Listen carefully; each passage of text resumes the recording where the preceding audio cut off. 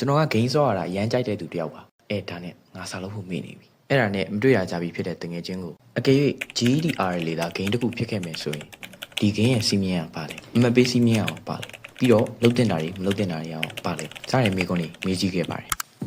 မိနစ်အနည်းငယ်လောက် research လုပ်ပြီးတော့တဲ့အခါမှာတော့ GDR လေးကိုဖြည့်ဆိုမဲ့ကျွန်တော်တို့ကျောင်းသားတယောက်အတွက်သိရှိထားတဲ့အချက်တွေတော့သိထားပြီးသွားပြီဗျ။ round လုံးအနေနဲ့ကျွန်တော်စဉ်းစားတာက RL ဆိုတာပါလေ။ဓာတ်ရိုက်ဘာသာပြန်ရမယ်ဆိုရင်ဘာသာစကားအမှုပညာကိုထွင်ပေါက်၍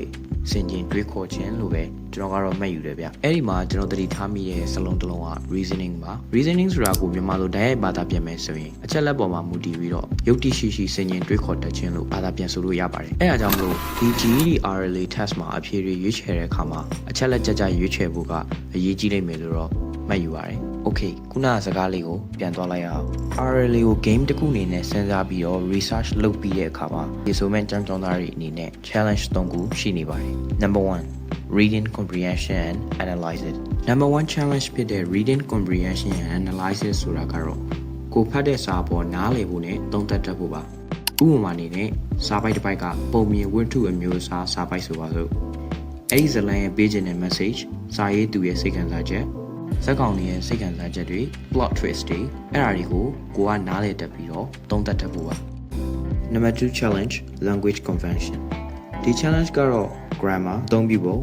sentence တိဆောက်ပုံတွေပြီးတော့မြန်မာလိုဆိုရင်ပုတ်ပြတ်ပုတ်ရက်လို့ပြောလို့ရတဲ့ punctuation ပေါ့အဲ့ဒါတွေကိုစမ်းသပ်တဲ့ challenge ပါ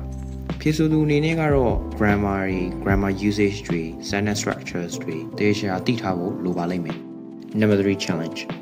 essay writing ဒီအပိုင်းကတော့ကျောင်းသားတွေအခက်အခဲဆုံးအပိုင်းလို့တော့ပြောကြတယ်ဗျ။ဘာလို့လဲဆိုတော့ ER ဆိုတဲ့ extended response ပါလို့ပါ။စာပိုင်းတစ်ပိုင်းပေးမယ်။ကိုကတက်တေပိုကောင်းတဲ့ဒါမှမဟုတ်ပို့ပြီးတော့ကြိုးချောင်းစီလျော်တဲ့ဘက်ကနေရှေ့နေလိုက်ပြီးရေးပေးရတာမျိုးပါ။ဒါကိုရေးဖို့ဆိုရင်တော့ဖြည့်ဆိုသူအနေနဲ့ကျယ်ပြန့်တဲ့ vocabulary range နဲ့အချက်လက်ပေါ်မူတည်ပြီးတော့တည်တည်ချာ